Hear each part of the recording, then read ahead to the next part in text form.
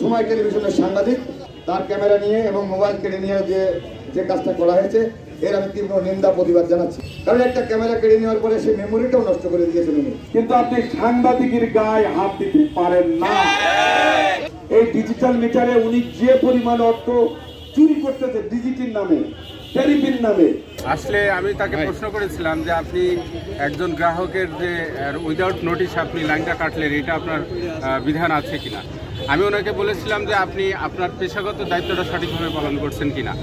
উনি কোনো সদুত্তর দিতে পারে নাই, বরং আমার এবং আমার সহকর্মীদের সাথে অসৌজন্যমূলক আচরণ করেছে।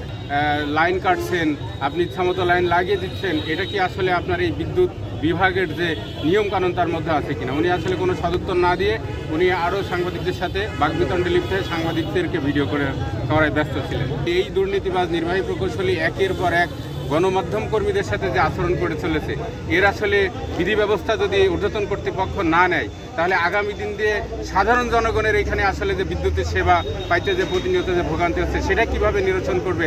যখন ইচ্ছা তখন বিদ্যুৎ বন্ধ করে দিতে পারেন, যখন ইচ্ছা তখন মানুষকে আপনি অপমান করতে পারেন, যখন ইচ্ছা তখন আপনি ঘুষ খেতে পারেন, যখন ইচ্ছা তখন আপনি ওই যে ইজি বাইকের নামে ইলেকট্রিসিটির লাইন দেওয়ার নামে চাঁদা নিতে পারেন, সব পারেন, কিন্তু আপনি সাংবাদিকের গায়ে হাত দিতে পারেন না। আমাদের একটাই কর্মসূচি, ওনার অপসারণ দাবি। সময় টেলিভিশনের সাংবাদিক লোটাস রহমান সোহেব তার ক্যামেরা নিয়ে এবং মোবাইল কেড়ে নিয়ে যে কাজটা করা হয়েছে এর আমি তীব্র নিন্দা প্রতিবাদ জানাচ্ছি। কারণ একটা ক্যামেরা কেড়ে নেওয়ার পরে সেই মেমোরিটাও নষ্ট করে দিয়েছেন উনি, এটা ঠিক করেননি। আমি আজকে এই ঘটনার সাথে সাথে ওনার সাথে কথা বলেছি। ভিতরে এক ধরনের পরিস্থিতি, উত্তেজিত পরিস্থিতি সৃষ্টি হওয়ার কারণে আমরা বাইরে এসেছি। আপনি এত বড় কর্মকর্তা, একেবারে ভগবানের একদম নিচে, আপনি সব কিছু করতে পারেন।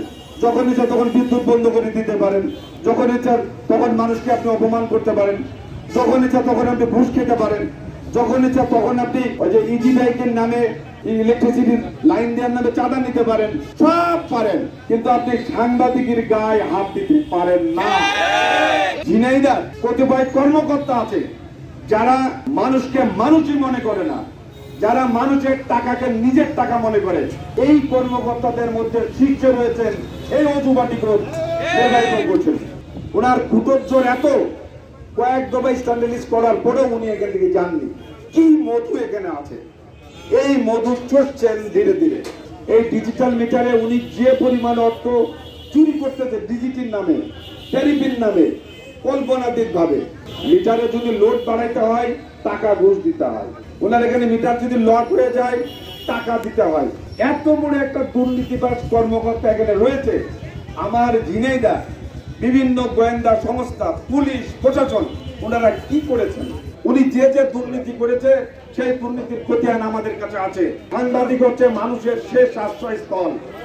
মানুষ যখন কোথাও বিচার পায় না, মানুষ যখন কোথাও নালিশের জায়গা পায় না, মানুষ যখন পিছিয়ে দেওয়াল থেকে যায়, তখন সাংবাদিকদের কাছে আসে। আমরা হচ্ছে তৃতীয় নয়ন। এই তৃতীয় নয়নকে বন্ধ করে দেওয়ার ক্ষমতা এই এক্সেলের নাই, ছিল না, কখনো থাকবে না। এখানকার যে দায়িত্বপ্রাপ্ত যে অফিসার আছেন রাশিদুল ইসলাম, তিনি এই আমার গণমাধ্যম কর্মী সাংবাদিকদের তিনি ক্যামেরা ছিনিয়ে নিয়েছেন, তার মোবাইল ছিনিয়ে নিয়েছেন, এমনকি ক্যামেরা থেকে মোবাইল কার্ডও তিনি মোবাইল সিম কার্ডও তিনি বের করে নিয়েছেন। তা আমরা সাংবাদিক নেতা হিসেবে এই অবিলম্বে এর তদন্তপূর্বক তার অপসারণের দাবি জানাচ্ছি। তা না হলে এর পরবর্তীতে আমরা কঠোর কর্মসূচিতে বাধ্য হব। সময় টেলিভিশনের সাংবাদিক সোহাগ আলী লোটাস রহমান সোহেব তার ক্যামেরা নিয়ে এবং মোবাইল কেড়ে নিয়ে যে কাজটা করা হয়েছে এর আমি তীব্র নিন্দা প্রতিবাদ জানাচ্ছি। আসলে অত্যন্ত ঘৃণার কাজ উনি করেছেন। কেন করেছেন আমি নিজে অনেক সময় ধরে বোঝার চেষ্টা করছি, কিন্তু বুঝতে পারছি না। কারণ একটা ক্যামেরা কেড়ে নেওয়ার পরে সেই মেমোরিটাও নষ্ট করে দিয়েছেন উনি, এটা ঠিক করেননি। আমি আজকে এই ঘটনার সাথে সাথে ওনার সাথে কথা বলেছি। ভিতরে এক ধরনের পরিস্থিতি, উত্তেজিত পরিস্থিতি সৃষ্টি হওয়ার কারণে আমরা বাইরে এসেছি। আমি পাশাপাশি ঝিনাইদহ জেলার যিনি অভিভাবক, এই জেলার যিনি জেলা প্রশাসক এসএফ রফিকুল ইসলাম, তাকে আমি জানিয়েছি। এই জেলার যিনি আমাদের সুযোগ্য পুলিশ সুপার আজিমুল আহসান, তাকে আমি জানিয়েছি। তারা তাদের প্রতিনিধি আমাদের এখানে পাঠিয়েছেন। আমি সেই প্রতিনিধিদের সাথে এখনো পর্যন্ত কথা বলে যাচ্ছি।